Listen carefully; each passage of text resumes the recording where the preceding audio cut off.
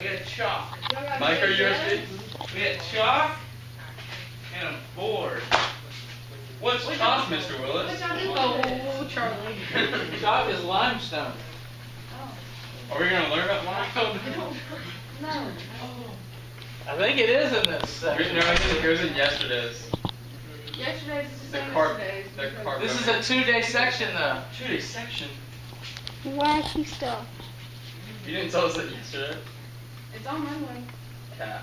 It's on Redwood. It's also on your syllabus. Man. Man. All right, you want to talk about water?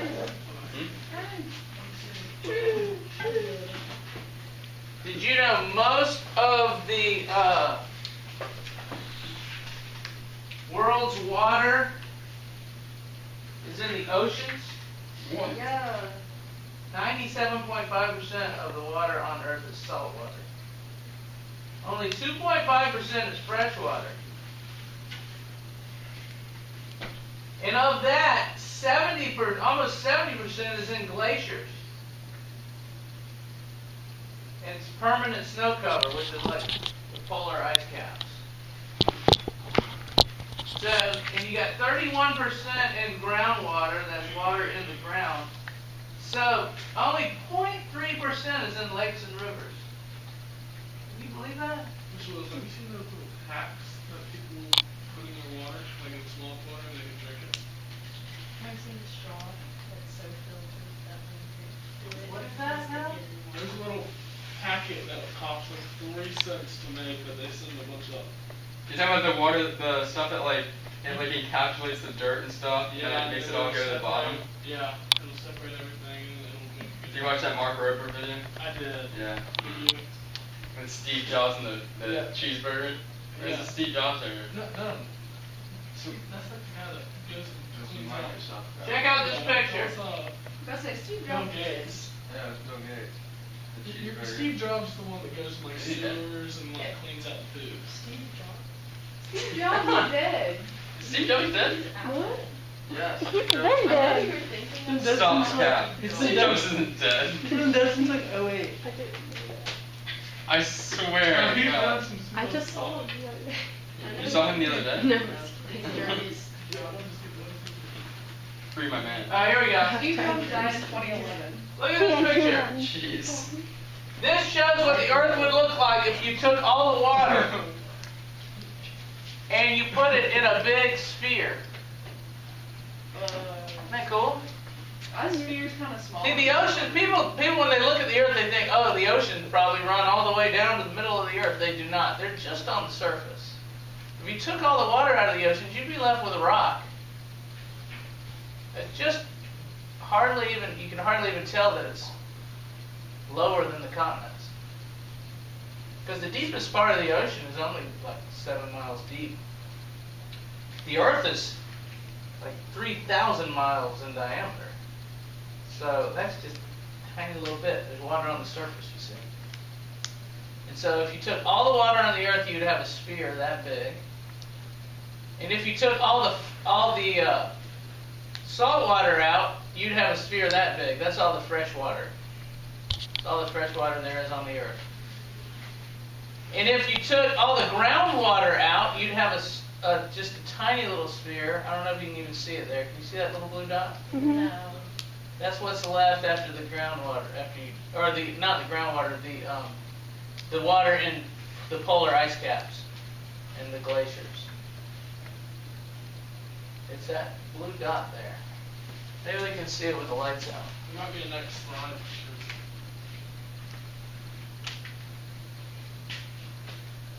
You see it there, that blue dot? Right in the middle of Georgia. Right there. It's in Atlanta. Yeah, they have it in Atlanta. It's about the size of Atlanta.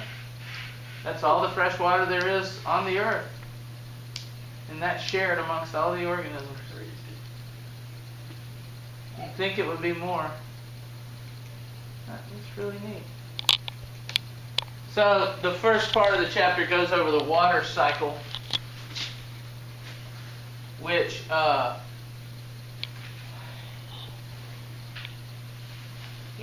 the water in the ocean, it evaporates, and then it flows through the atmosphere in clouds, and then it rains. Some of the rain, of course, rains on the ocean, but some of the rain runs on the land.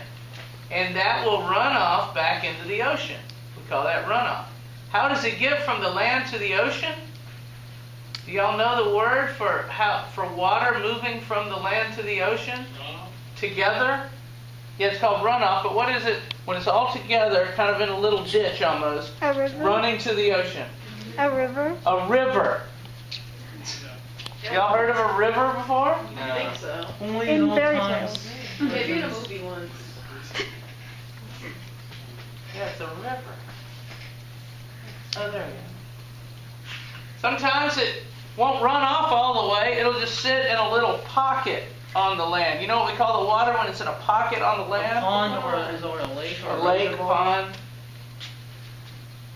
And sometimes it'll sink down into the soil and just be underground. Groundwater. That's all. groundwater. Now sometimes it'll be pulled up into a tree. Here's where it's important as far as biology is concerned. It gets pulled up into a tree, and it could just come out the leaves. That's transpiration.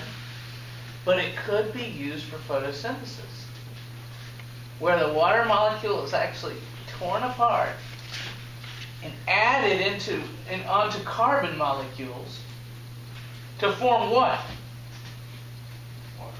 You take a water molecule, plant takes a water molecule up, it's torn apart inside the chloroplast. It's added to carbon molecules that come from carbon dioxide, and it forms what? Glucose. Forms glucose. Yeah. See all these hydrogens? They all came from water. They got torn up inside the plant. That's photosynthesis.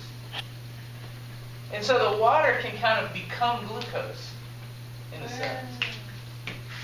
That's what plants do. Kind of lame. And then you eat the glucose. That's me eating glucose. And then it helps make your body and your cells. But eventually you'll die and decompose, and guess what? The glucose will be decomposed too, and bacteria can tear it up and use the bonds for energy, and it goes back into the air or the ground as water. Remember respiration? Like if you eat a plant and you eat its glucose, your mitochondrions tear the glucose up and release water, so it turns back to water. So isn't that neat? For a while, the water is part of a different molecule, glucose, but when the glucose gets torn apart, it goes back to water. The circle of life. Ooh. Yeah. Remember that? Yeah. Lion King. Did the new Lion King movie have that song? Probably. Did it? But I probably didn't see wasn't the new good. one. It's really good. I heard it was good. All right. Enough about the water. Oh, there's the water cycle. And I talked about all that stuff. Evaporation makes it go to gas. Precipitation is when it rains down. But we're interested in this right here, plant uptake. That's what is the life part of this. Yeah.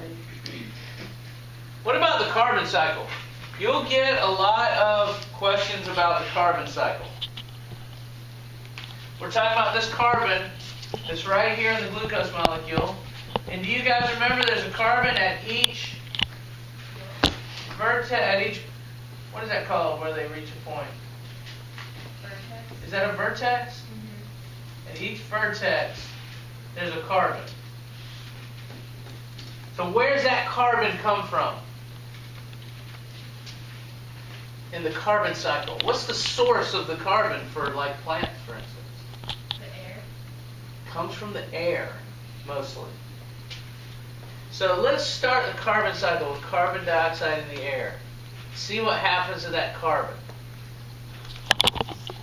The carbon dioxide in the air, well, some of it comes from volcanoes. When volcanoes blow up, they release a lot of carbon dioxide.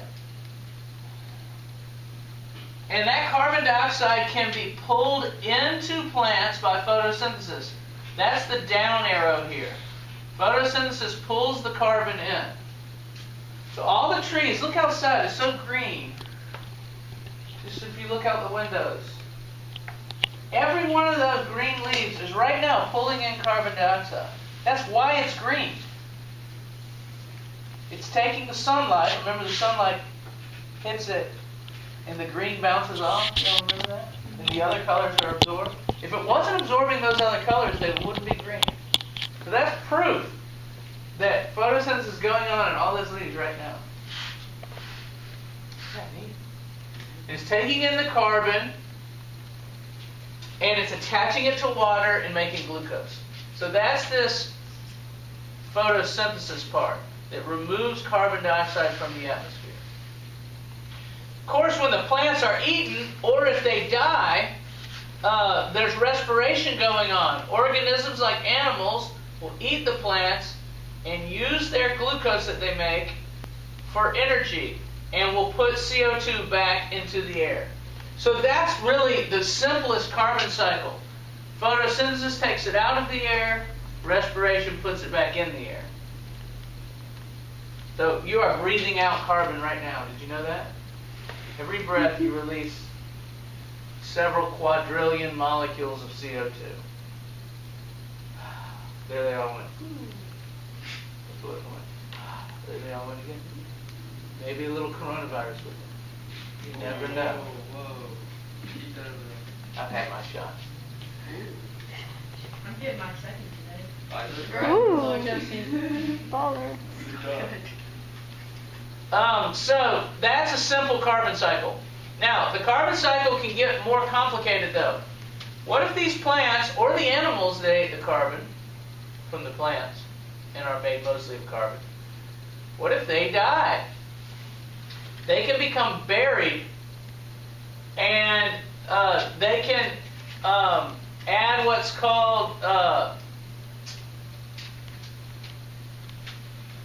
they can become what's called soil carbon. And so when you die, I don't know, they might bury you in the ground, and your carbon will then be in the soil. Now, it can be decomposed. So a rotting corpse, rotting plants, you know, when leaves fall, they sit there and they kind of rot in the ground. What you have is bacteria and such, which will take this, these dead leaves and animals and stuff, and will decompose them, and that puts carbon back into the atmosphere. Now, sometimes if dead organisms are buried quickly, they won't decompose, and they'll form what's called fossil carbon.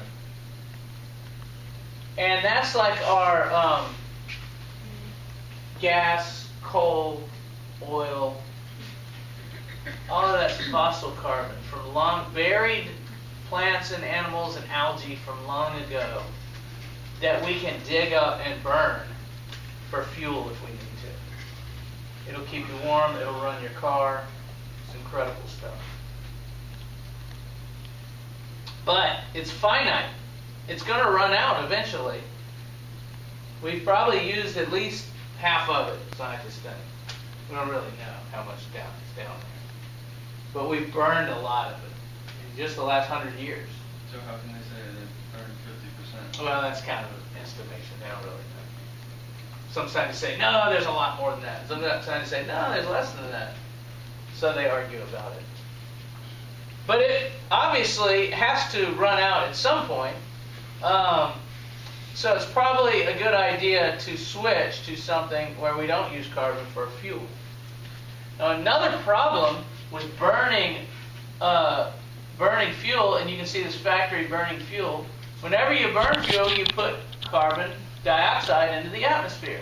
It's from the dead remains that you dug up and burned, and now the CO2 is back in the atmosphere. We found out in the last 30, 40 years that CO2 in the atmosphere traps heat. And it makes the earth warmer. And so that's, if you've heard of global warming and climate change, that's what they're talking about. All this human activity and burning fuel has actually made the planet warmer. How much warmer? 2 or 3 degrees in the last 100 years or so. And is that a big deal? Well, some people say, I like it warm. It's a big deal to some creatures who can't handle that amount of change that fast. But we have noticed this. It's not increasing like that. It's not just a steady climb. It's increasing like this. And that's scary to scientists. Because if it were just a steady climb, we would know where it's going to be. But if it's an exponential growth, that is a scary, scary thing. And an exponential rise in temperature can get up really hot, really fast. And so that's what we're worried about. We don't want an exponential rise in temperature. That could threaten a lot of things. That's what happened on Venus. Venus was once nice like Earth, and now it's 900 degrees on that planet. All the oceans evaporated. All the carbon in the oceans is now in Venus's atmosphere. It's 100 times thicker atmosphere than Earth. If you were to walk around on Venus, it'd be like walking through water. The atmosphere is so thick. Not quite that thick, but you could feel it really. You'd have to push against it. And that just traps heat and makes Venus really hot. Now, Venus is closer to the sun than we are, so you wouldn't think we could ever get as hot as Venus. But we could get hotter than we are now. As a matter of fact, when the dinosaurs were around, there was a lot more volcanoes going off because of continental collisions. And our atmosphere had something like 10 times the CO2 in it than it does now. And it was way hotter then. And we didn't have polar ice caps like we do now. And the oceans were 300 feet higher. And all of this was underwater by about 100 feet. We'd be 100 feet underwater now in the time of the dinosaurs. The beach was in Macon. Yeah, you can see like fossils on like where you hunt in Macon. Yeah. Around Macon, you can find like fossils and stuff. Yeah. Is that why there's like limestone and stuff? Right, yeah. Limestone comes from shells of little sea organisms that get packed down under the ocean.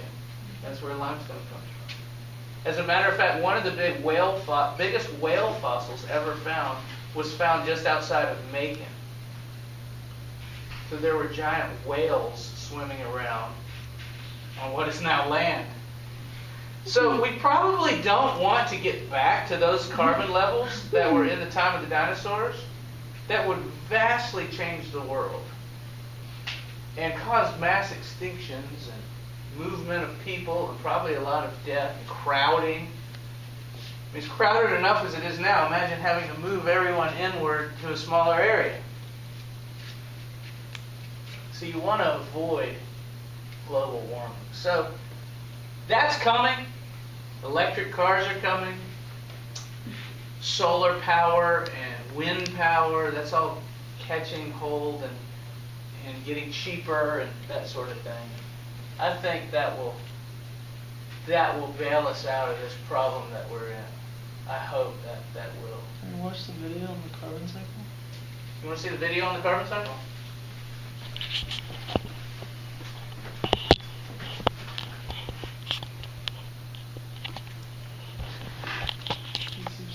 Skip ad. Carbon is one of the most important elements on Earth. All living things are made of carbon. Most of the fuels that humans use for energy are primarily made of carbon, including the food we eat. Gases made from carbon, such as carbon dioxide, play an important role in regulating climate. Biological activity causes carbon to be constantly converted among different forms and locations. These movements of carbon are referred to as the carbon cycle. The global carbon cycle describes the exchanges of carbon between the atmosphere, terrestrial vegetation, soils and organic matter, ocean, and fossil fuels. These exchanges are continually changing and not in perfect balance. Human activities are converting oil, coal, natural gas, plant and soil organic carbon into carbon dioxide, which is accumulating in our atmosphere, where it contributes to the greenhouse effect. The atmosphere is a relatively small reservoir of carbon, containing less than 1% of the Earth's total carbon pool. Because it's so small, even a slight increase in inputs to the carbon atmosphere can have a big impact on the total concentration over time. The amount of carbon in terrestrial vegetation is comparable to the amount of carbon in the atmosphere. Vegetation takes carbon dioxide out of the atmosphere through photosynthesis. However, the amount that humans continue to add through fossil fuel emissions is more than plants are able to use, so it accumulates in the atmosphere. The CO2 that plants are able to use becomes new plant tissue. Most of the plant tissue winds up naturally dying and falling to the ground to become plant litter and eventually is decomposed or transformed to soil organic matter. In many parts of the world, organic matter accumulates faster than it decomposes, adding to soil carbon pools. Within the soil, there is more than twice as much carbon locked up in organic material than there is carbon in the atmosphere. Human activities such as land use changes and greenhouse gas emissions accelerate the conversion of soil carbon to carbon dioxide. So why is this important? Carbon dioxide is a major greenhouse gas, which causes heat to be retained between the Earth and the atmosphere. Some radiation leaving the Earth's surface is trapped by greenhouse gases, causing heat to be retained. This happens because CO2 absorbs outgoing infrared radiation and re-emits it in all directions, including back down to the Earth's surface. This leads to increased temperatures in the lower atmosphere, which in turn can increase the rate of decomposition, which further increases the amount of atmospheric carbon. This creates a magnifying cycle of increased warming and increased atmospheric carbon. It's important to understand the overall exchanges of carbon to understand this process. So if you want to get carbon out of the atmosphere, all you got to do is plant trees. Trees just suck it in, use it to grow, and it's stuck in the tree. It's not in the air. But our problem is we're not planting more trees. We're cutting down more trees. Every time they build buildings and houses and roads, anywhere, they're usually cutting down trees to do it.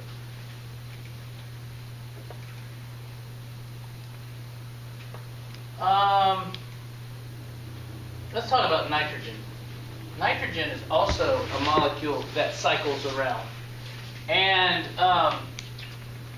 most of the nitrogen in the world is in the air. Did you know 78% of the air is nitrogen?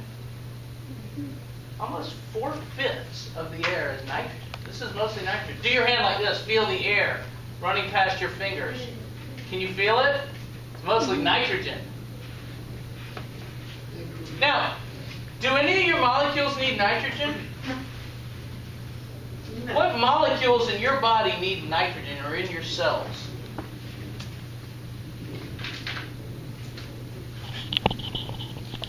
I'll give you a hint. There's 4 types of organic molecules we study. Carbohydrates, lipids, proteins,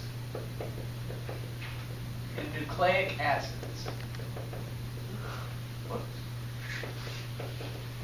Which one of those 4 have nitrogen in their structure? Nucleic acids. Nucleic acids where? Where's the nitrogen in nucleic acids? Nitrogen bases. You remember the nitrogen bases in the DNA? Mm-hmm. Nitrogen bases have a lot of nitrogen. That makes sense. Anything else have nitrogen?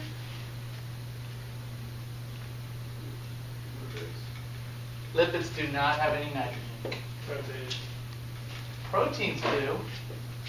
You remember the structure of a protein? Mm-hmm. What's a protein made of? Amino acids. Amino acids. Somebody has stuck this protein here in his butt. These are amino acids. Do you remember the structure of a single amino acid? Is anyone that good? Carboxyl group. It has a carbon in the middle. It has a COOH group on this end. You remember it has an R group hanging down? Has a hydrogen. What's on this end? Nitrogen and 2 nitrogen. That's called an amino group. Do you see the nitrogen? Every amino acid has a nitrogen atom. Every one. Where'd the nitrogen come from to make the proteins that we have all in our body? You have trillions of proteins in your body. Your muscles are protein. The nitrogen comes from the air. It comes from nitrogen gas in the air. And how do we get it in our bodies? Do we breathe it in and use it? It doesn't work. There's nothing in your body that can tear apart the nitrogen molecule. Nitrogen, one nitrogen atom is triple bonded to another. That's what floats around in the air, into nitrogen gas. And your cells can't tear it apart. There's only one thing that's ever evolved that can tear this molecule in half. And you know what it is? Trees. Not trees. Is it? Bacteria. Bacteria. Do it, Josie. Bacteria can take the nitrogen from the atmosphere, look at this arrow here, it comes down, and do something called nitrogen fixation, which is basically tearing the nitrogen molecule in half. And when it tears it in half, these little bacteria have enzymes that can do it. They're called nitrogen-fixing bacteria. They take the N2, they tear it apart, and they make it into NH3. You know what NH3 is called? Ammonia. These little bacteria are making ammonia. And then there's other bacteria that take the NH3 and convert it to NO2, nitrite. And then there's other bacteria that take the NO2 and convert it to NO3, which is called nitrate. So these are all bacterial processes that happen in the ground. Bacteria, bacteria, bacteria. Now, this is called ammonia, nitrite, nitrate. And that's the sequence. Scientists figured out that bacteria are doing this. Ammonia, nitrite, nitrate. That's important. They show this right here. The nitrogen comes down, it's ammonia, then it's nitrite, and then it's nitrate, NO3, you can see, NO2, NH4. The NH3 forms NH4 plus if it's an ion. Anyway, ammonia, nitrite, nitrate, and now plants can use it. Plants can use this. So that goes into plants. And then guess how we get the nitrogen in our cells? We eat it. We eat the plants. Or we eat an animal that ate the plant. If you eat a steak, you're eating a cow that ate the plant and got the nitrogen from the plant. So it's a long process to us. It came from the air. It goes to ammonia, nitrite, nitrate, then plants, then animals. And when animals and plants die, the nitrogen goes back into the soil. So there's this huge soil component of nitrogen. Now, the nitrogen can get back in the atmosphere. That's a process called denitrification. Bacteria can take nitrogen that's in the soil and put it back in the atmosphere too. So this nitrate can form, and there are bacteria that can just put it right back in the atmosphere. So it can go like this and never get into a plant or an animal. And a lot of the nitrogen just cycles like that. Did you know you're so reliant on bacteria? So nitrogen in the atmosphere gets converted to ammonia in the ground, then nitrite, then nitrate, and can go right back to the atmosphere. But it can get into plants and animals, and of course the animals will die and put it back in the ground, and the plants can reabsorb it. So it can just kind of circulate in the ground between plants and animals. Have you ever heard the phrase, when somebody dies, they're pushing up daisies? Nope. Somebody says somebody passed away, and they say, oh, he's pushing up daisies now. They're decomposed. That means they buried them in the ground, and wherever they used to bury someone in the ground in the old days, they didn't use a coffin, they just threw them in the ground and put dirt over them. Daisies would grow right there really well. Daisies are weeds that use a lot of nitrogen to grow, and they need a lot of nitrogen to grow, and there's a lot of nitrogen in the bodies of dead people and dead anything that dies. So wherever something dies, daisies would grow really well. That's where the phrase pushing up daisies came from. And you've never heard of that phrase, have you? Do you like the nitrogen cycle? By the way, there's also a water component of the nitrogen cycle, and there's a water component of the carbon cycle. As a matter of fact, every cycle has this kind of exchange going on in the water too. I just don't really want to get into the water component of it. Just understand that the molecules that make you were once in the air, probably. Now, there's some other cycles in the book.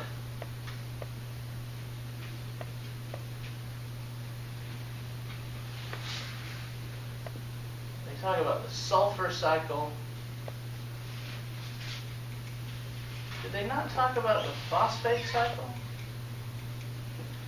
They talked about it about like the runoff. Talk about that some. Yeah. Oh, okay. This is the phosphate cycle. When it's talking about dead zones here.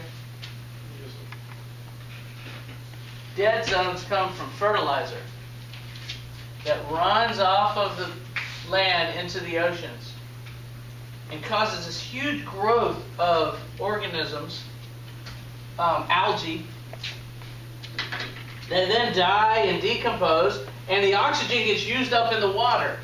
And that causes what's called a dead zone. And there's a bunch of dead zones in the Gulf of Mexico where the Mississippi River runs out and brings all this fertilizer, and there's algae blooms, and they die and they're decomposed, and there's no oxygen left in the soil. I mean, not in the soil, in the water. And so fish can't live there. So that's a problem with the phosphate. Phosphate comes from rocks, you see. When rocks disintegrate and erode, they leave their phosphate in the ground. And the phosphate is used to make nucleic acids and ATP and things like that. I didn't quite finish everything. There could be a quiz on this tomorrow. Let's tomorrow when we start, you can ask some questions, and I might finish talking about this chapter, and then we'll have a quiz. Okay.